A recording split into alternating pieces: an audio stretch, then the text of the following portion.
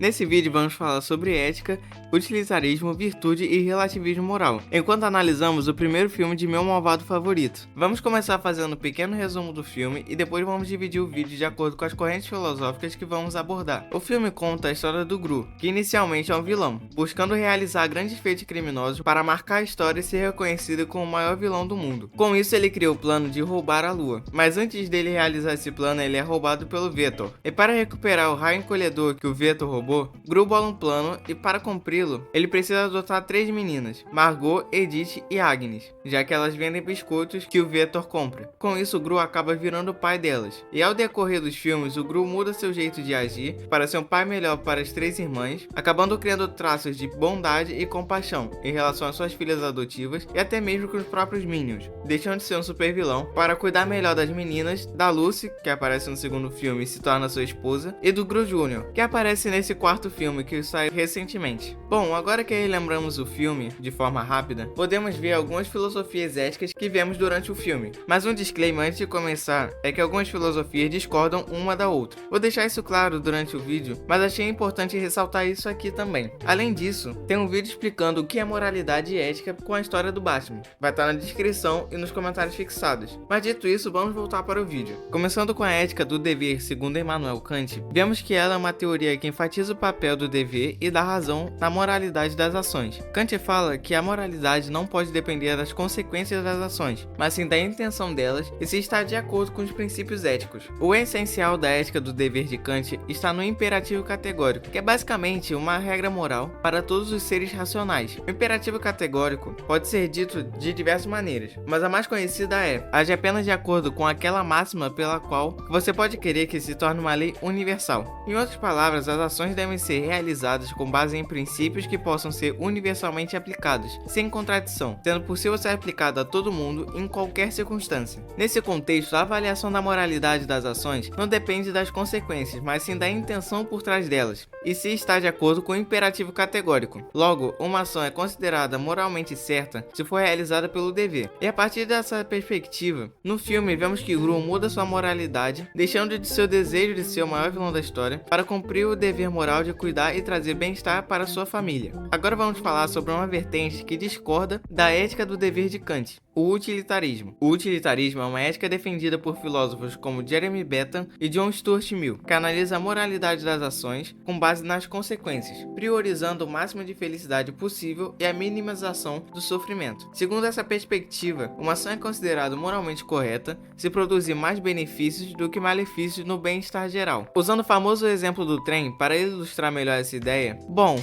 vamos supor que você tem o controle de um trem e um trilho, e em um trilho tem uma pessoa amarrada e no outro tem 5. Você, como utilitarista, você teria que guiar o trem para o trilho que tem apenas uma pessoa, mesmo que seja uma pessoa que você ame muito, já que assim você poderia salvar as outras 5 pessoas, garantindo seu bem-estar, já que elas são a maioria. E quando analisamos a transformação do Gru durante a saga, vemos que ao longo dos filmes tem diversos exemplos que mostram a filosofia utilitarista, mas vendo um em específico, percebemos que quando Gru desiste da Lua que tinha roubado para recuperar suas filhas que foram sequestradas pelo Vetor no primeiro filme, além de colocar sua própria vida em risco para salvar elas, isso mostra a mudança na sua personalidade e a mudança das suas ações, que podemos interpretar uma transição para um estado maior de felicidade, não apenas para ele mesmo, mas também para as meninas, deixando o máximo de pessoas possível bem, como diz o utilitarismo. Analisando agora a próxima vertente filosófica que fala sobre ética, vemos que a ética da virtude de Aristóteles é centrada no desenvolvimento do caráter moral e das virtudes. Mas explicando mais isso, percebemos que ele defendia que o bem moral está relacionado ao cultivo das virtudes e ao equilíbrio entre os extremos, as virtudes e os vícios. Ele via as virtudes como disposições adquiridas através do hábito, que permitem às pessoas agir de maneira ética e alcançar a excelência moral. E por outro lado, os vícios são os extremos opostos das virtudes, representando deficiências ou excessos em nossas ações. Com isso, podemos ver que a transformação do Gru pode ser interpretada como um processo de desenvolvimento das virtudes, como a compaixão, a generosidade e a responsabilidade rivalidade que ele gera com as suas filhas, sendo o processo de desenvolvimento das virtudes aristotélicas, já que à medida que ele busca encontrar o equilíbrio entre os extremos, ele se aproxima do ideal de excelência moral proposto por Aristóteles. Por último, vamos falar do relativismo moral, que é a teoria que diz que as noções de bem e mal são relativas, variando de acordo com contextos culturais, históricos e de uma pessoa para outra. Segundo essa visão, não existem padrões universais para julgar o comportamento moral, e as ideias de bondade e maldade são construídas socialmente, podendo mudar ao longo do tempo e de acordo com as diferentes visões de mundo, o que é o contrário de pensamento de Kant também. E falando mais sobre relativismo moral em Meu Malvado Favorito, podemos ver alguns exemplos que demonstram essa relatividade das noções de bem e mal, como no primeiro filme, onde vemos a transformação do Gru de um vilão para um pai preocupado com a família. Como já disse nesse vídeo, essa mudança de perspectiva pode ser vista como uma reflexão da relatividade das noções de bem e mal, já que Gru começa a questionar as definições tradicionais de vilania e a reavaliar suas próprias ações de acordo com os novos valores e experiências pessoais, nesse caso virando pai e tendo uma esposa. Essa mudança pode ser interpretada como uma representação do relativismo moral, mostrando que as noções de bondade e maldade são maleáveis e podem ser influenciadas pelo contexto e pelas circunstâncias. Bom, nesse vídeo podemos ver que durante a história da filosofia existiram várias teorias